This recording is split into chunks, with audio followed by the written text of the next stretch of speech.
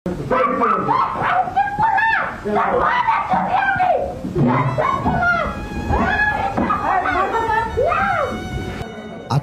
ভালোবাসা আসলে কি?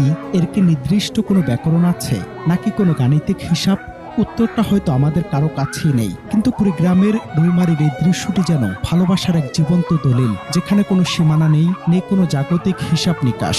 শত শত মানুষের ভিড়, চারদিকে হাজারো চোখ, অথচ সব বাধা উপেক্ষা করে কবির আর জুই আক্তার একে অপরকে জড়িয়ে ধরে আছেন এমন ভাবে যেন সে আলিঙ্গনটাই তাদের শেষ আশ্রয়। সামাজিক মাধ্যমে ভাইরাল হওয়া এই দৃশ্যটি আজ কাঁদিয়েছে কোটি মানুষকে। এজন্য সে ময়নামতির ভালোবাসা, যেখানে বিচ্ছেদ কেবল মৃত্যুতে। গল্পের শুরুটা ছিল ৮-১০টা সাধারণ প্রেমের গল্পের মতোই। কবির ও জুই আক্তার দুজনের মনে ছিল ভবিষ্যতের এক বুক স্বপ্ন। একে অপরের হাত ধরে সারা জীবন কাটিয়ে দেওয়ার অঙ্গীকার করেছিলেন তারা। কিন্তু বিপত্তি বাধে তখন, যখন তাদের এই পবিত্র স্বপ্নে বাধা হয়ে দাঁড়ায় পরিবার, সমাজ আর সংস্কারের দোহাই দিয়ে তাদের আলাদা করার চেষ্টা চলে দীর্ঘক্ষণ। বিষয়টি শেষ পর্যন্ত গড়ায় ইউনিয়ন পরিষদের সালিশি বোর্ডে। সেখানেও রায় আসে বিচ্ছেদের। পরিবার থেকে শুরু করে সমাজ, সবাই একমত কবির আর জুইকে আলাদা হতেই হবে। কিন্তু তারা কি জানতেন, মনের লেনাদেনা যেখানে গভীর, সেখানে কোনো সালিশি মানচিত্র কাজ করে না।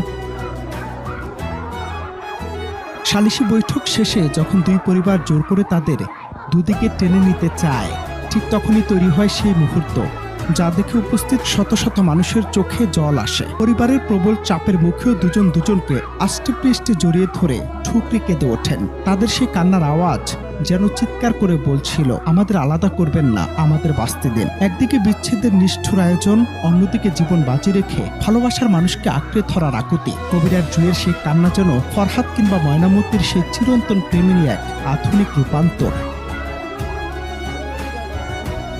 প্রযুক্তির এই যুগে আমরা যখন সম্পর্কের সংখ্যাই ভুলতে বসেছি, তখন রৌমারীর এই দুই প্রাণের আকুতি আমাদের থমকে দাঁড়াতে বাধ্য করে। তাদের এই লড়াই কি কেবল একটি জেদ, নাকি পৃথিবীর সকল নিষ্ঠুরতার বিরুদ্ধে ভালোবাসার এক নীরব প্রতিবাদ?